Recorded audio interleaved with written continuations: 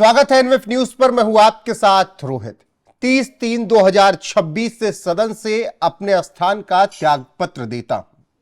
नीतीश कुमार ने अपने 20 साल के एमएलसी पद के सफर का समापन सिर्फ एक लाइन में किया।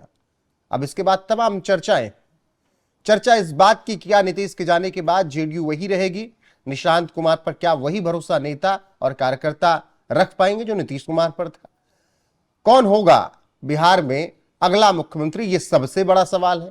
बीजेपी से होगा अब की ये 99% तय है, लेकिन कौन होगा इसको लेकर विचार विमर्श चल रहा है। बहुत जल्द नाम का ऐलान भी हो सकता है। नीतीश कुमार दिल्ली की राजनीति में होंगे, लेकिन बिहार में क्या बदलेगा? मेरे साथ राजनीतिक समीक्षक है प्रियदर्शी रंजन जी, पटना से ही आते हैं, बिहार की राजनीति को बखूबी समझते हैं। प्रियदर्शी जी, नीतीश का दिल्ली आना बिहार में क्या कुछ बदलता आपको नजर आ रहा है? इसके बाद बहुत कुछ बदल जाएगा बिहार की राजनीति में नीतीश कुमार के दिल्ली जाने के बाद।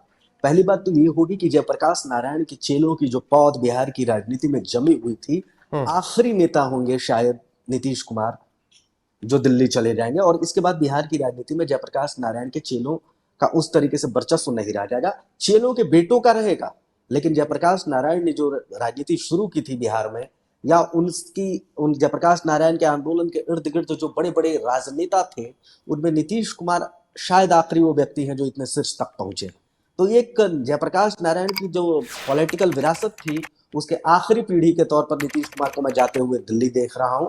और उसके बाद बिहार की राजनीति में नए युग का प्रवेश भी मैं मान रहा हूं। यहां से बिहार की राजनीति में बहुत कुछ ऐसा होगा जो अप्रत्याशित होगा, जो किसी ने सोचा नहीं होगा, और नई पीढ़ी आने को तैयार है। निशांत के साथ साथ, जिस निशांत की आप चर्चा कर रहे हैं, निशांत के साथ साथ बिहार की राजनीति अन्य बड़े युवा नेता भी आपको आते हुए दिखेंगे। निशांत आएंगे, कई मंत्रियों की छुट्टी होगी जो बुजुर्ग हो चुके हैं, वो या तो राजनीति से संन्यास ले लेंगे, वो कह भी रहे हैं राजनीति से संन्यास ले लेंगे, या फिर मंत्री नहीं बने हुए रहेंगे। तो ये जो स्थिति है बिहार की राजनीति में यकायक बदलाव का है, जिसकी कोशिशें नहीं हो रही थी, जिसकी संभावना नहीं थी, किसी को दिख नहीं रहा था कि बिहार की राजनीति में इस तरीके का परिवर्तन होगा क्या, लेकिन ये यकायक नीतीश कुमार के दिल्ली जाने से हो रहा है। रोहित भाई, प्रियदर्शी जी, यहां पर सवाल यह है कि क्या निशांत कुमार पर वो भरोसा कार्यकर्ताओं को और वरिष्ठ नेताओं को रहेगा, या फिर अब एक अलग लाइन पर जेडीयू चलने वाली है, युवाओं की तरफ जाने वाली है जेडीयू? देखिए, निशांत को साबित तो करना है। दोनों चीजें जो दोनों सवाल आप उठा रहे हैं, दोनों समाहित है एक दूसरे में। निशांत को साबित करना है, और निशांत के साथ साथ एक नई युवा पीढ़ी की खेप बिहार की राजनीति में आएगी। आप निशांत के साथ साथ जनता दल यूनाइटेड के भीतर से चेतन आनंद को बनते देख पा रहे होंगे। संभावना देखिए उनमें भी है। ऋतुराज हैं, डॉक्टर अरुण कुमार के पुत्र हैं, पूर्व सांसद जहानाबाद, उनके भी बेटे निशांत के साथ साथ मंत्री बन सकते हैं जनता दल यूनाइटेड की ओर से। तो जनता दल यूनाइटेड में एक नई पीढ़ी आ रही है निशांत के साथ साथ, जिसकी संभावना प्रबल है। और एक खास बात जो आप पूछ रहे हैं कि नीतीश कुमार के तौर तरीके पर निशांत अपने आप को साबित कर पाएंगे क्या? निश्चित तौर पर निशांत के सामने ये चुनौती होगी कि वो नीतीश कुमार की विरासत को आगे ले जाएं, जिस तरीके से रामविलास की विरासत को चिराग पासवान ले जा रहे हैं, जिस तरीके से लालू यादव की विरासत को आगे बढ़ाने का काम तेजस्वी यादव ने किया है, उत्तर प्रदेश में मुलायम सिंह की विरासत को बढ़ाने का काम अखिलेश यादव ने किया है। उसी तरीके से बिहार की राजनीति में नीतीश कुमार की लेगेसी को निशांत कुमार आगे ले जाएं, ये जनता दल यूनाइटेड के नेताओं की भी उम्मीदें निशांत से होंगी। रोहित भाई, बिल्कुल। और 14 मार्च के बाद लगभग नाम तय हो जाएगा, ऐसा कहा जा रहा है। नई सरकार का गठन होगा और 14 अप्रैल को और 10 अप्रैल को नीतीश कुमार राज्यसभा में शपथ लेंगे, ऐसी खबरें हैं। अब ये बताइएगा कि कुछ नाम सामने दिख रहे हैं। बीजेपी में बहुत मुश्किल होता है नामों को निकाल पाना, फिर भी कुछ नाम दिख रहे हैं जो कि रेस में चल रहे हैं कि ये हो सकते हैं। देखिए, अंतिम दौर में बात है, लेकिन किसी एक नाम पर मुहर अभी तक नहीं लगी है।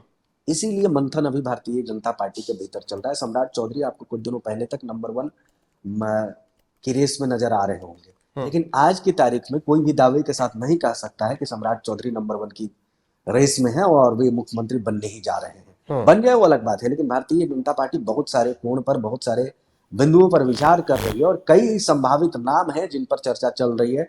दलित राजनीति को साधने के लिए, दलित बन जाए, अति पिछड़ा के को साथ में लाने के लिए, पूरी तरीके से इंटैक्ट रखने के लिए हो सकता है कि ये मंथन चल रहा है भारतीय जनता पार्टी के भीतर कि हम अति पिछड़ा वर्ग से मुख्यमंत्री बना दे। नीतीश कुमार का जो पुराना वोट बैंक रहा है, महिलाओं को अपनी ओर भारतीय जनता पार्टी लाने की कोशिश में हो सकता है कि कोई महिला मुख्यमंत्री बना दे। दलित मुख्यमंत्री पूरे देश भर में भारतीय जनता पार्टी का कहीं नहीं है, तो हो सकता है कि बिहार में वो प्रयोग दलित उसी सवाल पर मैं आ रहा था कि महिला मुख्यमंत्री तो अभी दिल्ली को उन्होंने दे दिया, फिर राजस्थान में उप मुख्यमंत्री महिला दे रखी उन्होंने। दलित के अगर उस पर देखेंगे तो दलित जो यूपी, बिहार और मध्य प्रदेश का एक दलित कनेक्शन है, वो अभी तक उन्होंने नहीं दिया है। तो क्या सबसे प्रबल संभावना है बिहार में कोई दलित चेहरा मुख्यमंत्री पद पर पहुंचे? देखिए, बिल्कुल बिल्कुल, अभी संभावनाओं का जितने संभावना है सब पर आप बात कर सकते हैं और सब पर लगेगा कि यही सही है। अगर आप दलित हितैषी हैं, दलित राजनीति को चाहते हैं और दलित मुख्यमंत्री चाहते हैं, तो आप तर्क दे सकते हैं कि भारतीय जनता पार्टी ये कर देगी तो दलित मुख्यमंत्री सही रहेगा। इसी तरीके से महिला पर भी बात है और इसी तरीके से ब्राह्मणों पर भी बात है और इसी तरीके से सवर्णों पर बात है। यूजीसी के बाद सवर्णों की जो नाराजगी देखी जा रही है भारतीय जनता पार्टी के प्रति, हो सकता है कि बिहार में यूजीसी की आग को बुझाने के लिए सवर्ण मुख्यमंत्री पेश कर दे। तो तमाम तर्क जो भी रोहित भाई आज की तारीख में आप तर्क देंगे, सारे तर्कों में आपको दम नजर आएगा, लेकिन किस तर्क में भारतीय जनता पार्टी के आला नेताओं को दम नजर आता है, ये देखना ज्यादा दिलचस्प होगा। तो प्रियदर्शी जी, मेरा सवाल यहां पर यह है कि आपने कहा कि हर संभावनाओं पे बात कर सकते हैं, तो क्या एनडीए बिहार को मुस्लिम चीफ मिनिस्टर दे सकता है? होने को कुछ भी हो सकता है। सैयद शाहनवाज हुसैन पर भारतीय जनता पार्टी की निगाहें होंगी, लेकिन मुझे नहीं लगता है कि भारतीय जनता पार्टी इस तरीके से आगे बढ़ने की कोशिश आज की तारीख में कर रही है, क्योंकि यहाँ पर मुसलमानों को रिझाने के लिए कई पार्टियां हैं और एनडीए में भी कई पार्टियां हैं। अगर मुसलमान पूरी तरीके से तो भारतीय जनता पार्टी के साथ आने से कभी भी रहे, तो आंशिक तौर पर ही आएंगे ना, तो वो आंशिक वोट प्राप्त करने के लिए उनके पास जनता दल यूनाइटेड है, एलजेपीआर है एनडीए के भीतर, तो सहयोगी पार्टियों के माध्यम से वो वोट ले लेंगे। ऐसे में मुस्लिम मुख्यमंत्री होने को कुछ भी हो सकता है और भारतीय जनता पार्टी बड़ा काट खेल दे, इससे पश्चिम बंगाल में उनको फायदा हो जाएगा। ओवैसी जो चाल चलते हैं, नेतृत्व की बात करते हैं कि मुसलमानों को नेतृत्व मिल जाएगा, ओवैसी की राजनीति खत्म हो जाएगी इस तरीके से, और उन तमाम क्षेत्रीय पार्टियों की राजनीति खत्म हो जाएगी अगर भारतीय जनता पार्टी मुस्लिम मुख्यमंत्री पेश कर देता है, जो विभिन्न राज्यों में क्षेत्रीय पार्टी बनकर के मुसलमानों के भूते राजनीति कर रहे हैं। चाहे उत्तर प्रदेश में कमोबेश 2 ऐसी पार्टियां हैं जो मुसलमानों के भूते राजनीति करती हैं, बिहार में 2-3 पार्टियां हैं जो मुसलमानों के भूते राजनीति कर रही है, पश्चिम बंगाल में ममता बनर्जी हैं जो मुसलमानों के भूते ही मुख्यमंत्री बन रही हैं। तो ऐसे लोगों की राजनीति में ना बड़ी सेंधमारी कर ले जाएगी भारतीय जनता पार्टी, अगर मुस्लिम मुख्यमंत्री देती है भारतीय जनता पार्टी तो। रोहित भाई, अब देखते हैं कि क्या कुछ होता है। फिलहाल नीतीश कुमार ने एमएलसी पद से इस्तीफा दे दिया है और 30/3/2026 से वो मुक्त हो चुके हैं। बाकी जो अपडेट आई आप तक जरूर पहुंचाएंगे। अभी के लिए बस इतना ही। बने रहिए हमारे साथ लगातार। प्रियदर्शी जी, आपका बहुत बहुत शुक्रिया जुड़ने के लिए। नमस्कार।